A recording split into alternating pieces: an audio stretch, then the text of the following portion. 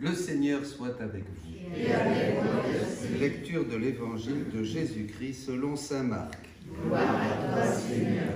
En ce temps-là, les apôtres se réunirent auprès de Jésus et lui annoncèrent tout ce qu'ils avaient fait et enseigné. Il leur dit, venez à l'écart, dans un endroit désert, et reposez-vous un peu.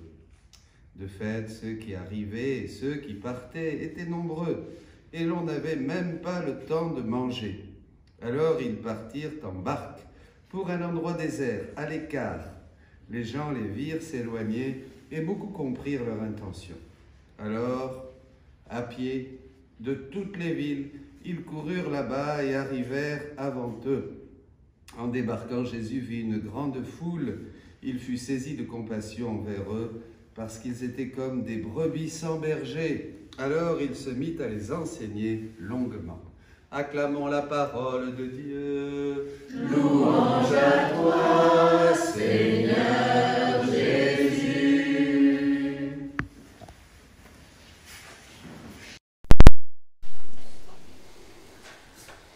Comme dit mon frère, le père Gabriel Marie de Chonang, ouvrez la Bible et faites des rondes. Je vous conseille cet enseignement. Eh bien voilà, regardez là, les apôtres se réunirent auprès de Jésus. Nous aussi, ça y est, nous sommes au pied de Jésus, là, on écoute Jésus parler, on le voit.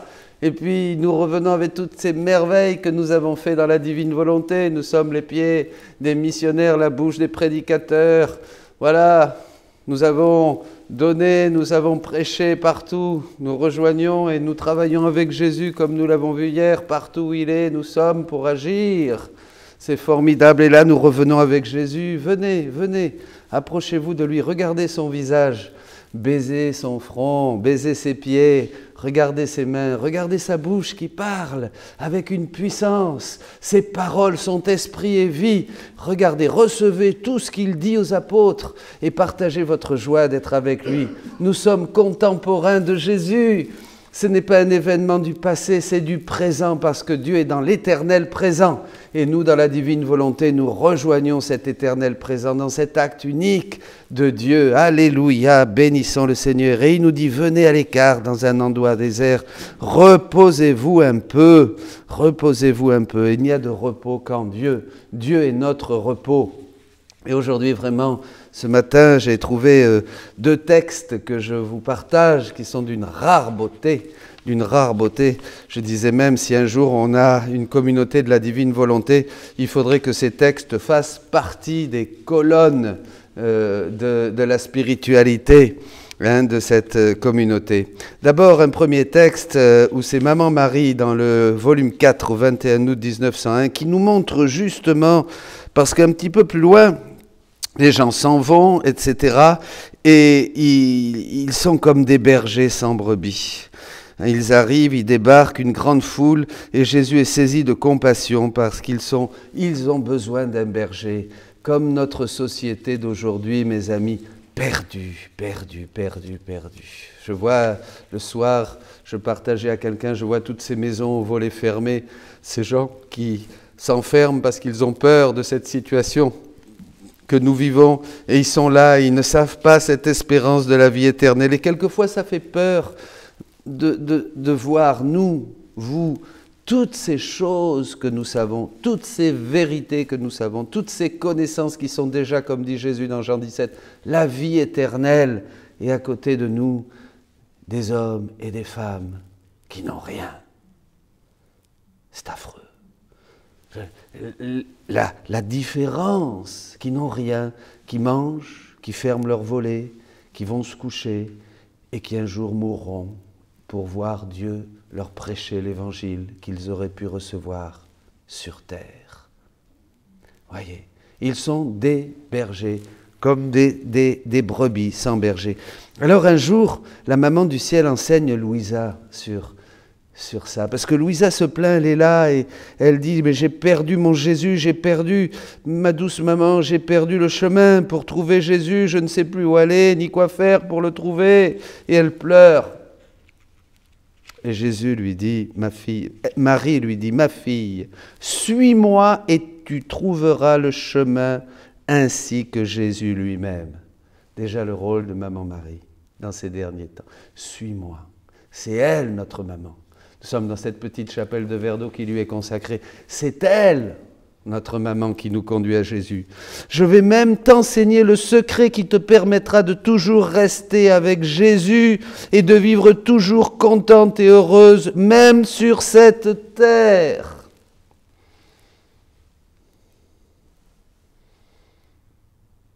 Gardez ces paroles dans votre cœur, même sur cette terre. Voici comment. Fixe en toi la pensée que seul Jésus et toi existez dans ce monde et personne d'autre.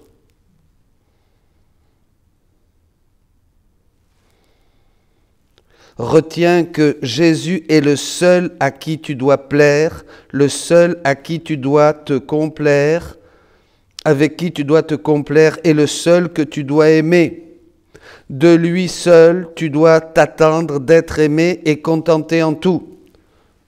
Je relis. Fixe en toi la pensée que Jésus seul et toi existez dans ce monde et personne d'autre. Retiens que Jésus est le seul à qui tu dois plaire, le seul avec qui tu dois te complaire, et le seul que tu dois aimer. De lui seul, tu dois t'attendre d'être aimé et contenté en tout.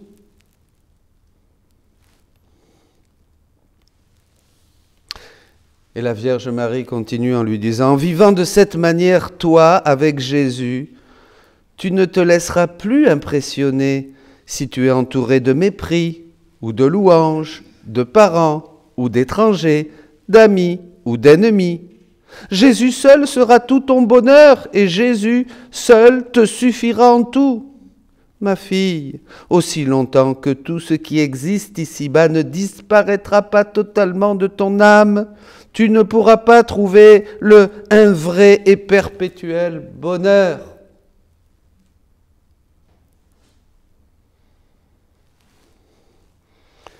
Pendant qu'elle disait cela, Jésus sortit comme d'un éclair, et se trouva au milieu de nous. Je l'ai saisi et je l'ai emmené avec moi. Après, je me suis retrouvé dans mon corps.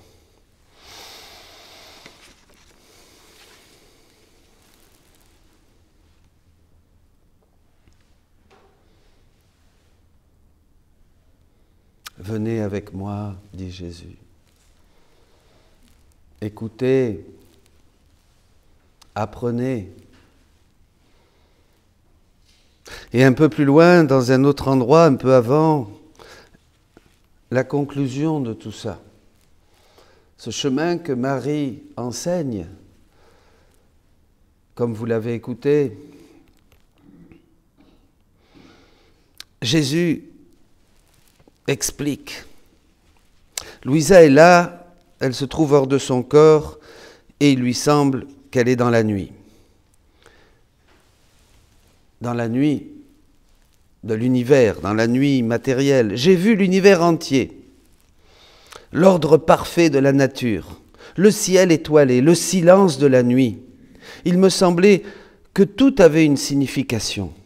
Pendant que je contemplais cela, il me sembla voir notre Seigneur qui me disait « Toute la nature invite au repos. Venez vous reposer. » Mais qu'est-ce que le vrai repos ? C'est le repos intérieur, le silence de tout ce qui n'est pas Dieu.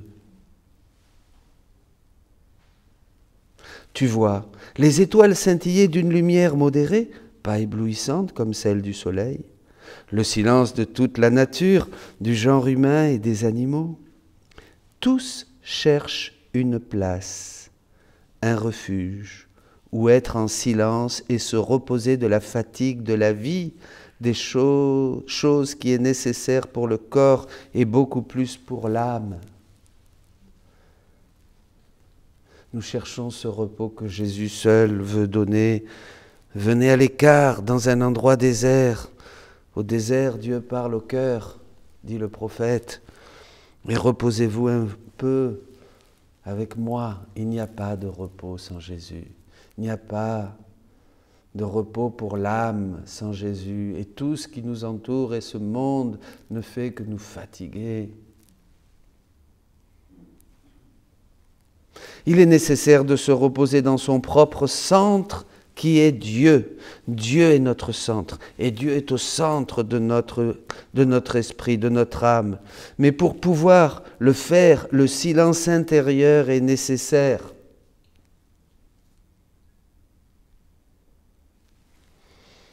Au même titre que pour le corps, le silence extérieur est nécessaire afin de pouvoir dormir paisiblement. En quoi donc consiste ce silence intérieur? À faire taire les passions, ces passions, en les tenant en échec. À imposer le silence à ses désirs, ses inclinations et ses sentiments. En somme, à tout ce qui n'est pas Dieu.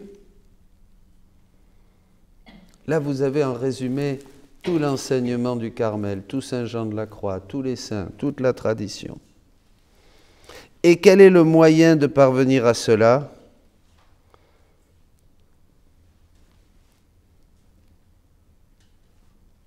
Le moyen unique et indispensable est de démolir son être selon la nature en le réduisant à rien. Là, Jésus va beaucoup plus loin. Il nous fait entrer de plein pied dans sa transcendance. Comme c'était sa situation avant qu'il soit créé. Démolir son être, je reprends, selon la nature et en le réduisant à rien, comme c'était sa situation avant qu'il soit créé. Avant que nous soyons créés, il n'y avait rien et Dieu nous a créés de rien, comme dit l'apôtre Paul. Et comme le dit la Bible. De rien il a créé, c'est justement ça, la puissance de Dieu, créateur, il n'y a rien de plus extraordinaire. Dieu crée à partir de rien.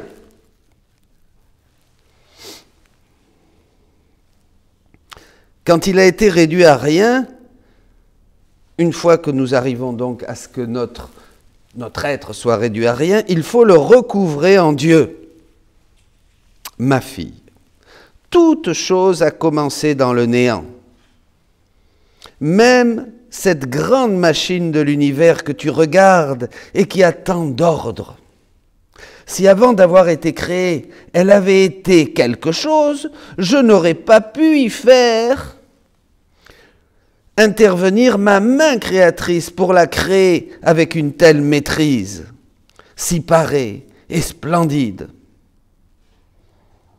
J'aurais eu à défaire d'abord tout ce qui aurait existé avant, puis à tout refaire comme il m'aurait plu. Vous comprenez, c'est très important.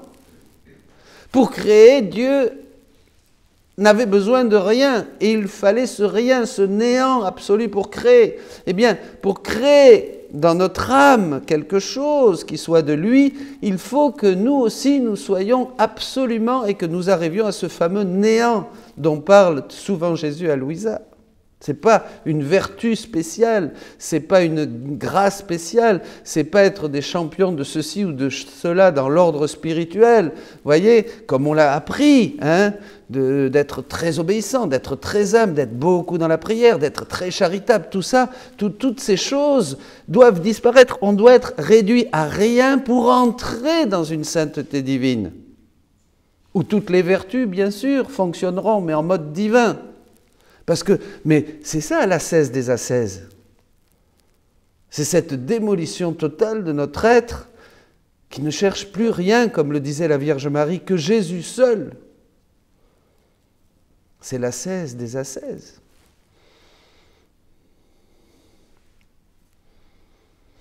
Tous mes travaux dans l'âme débutent à partir du néant. Voilà.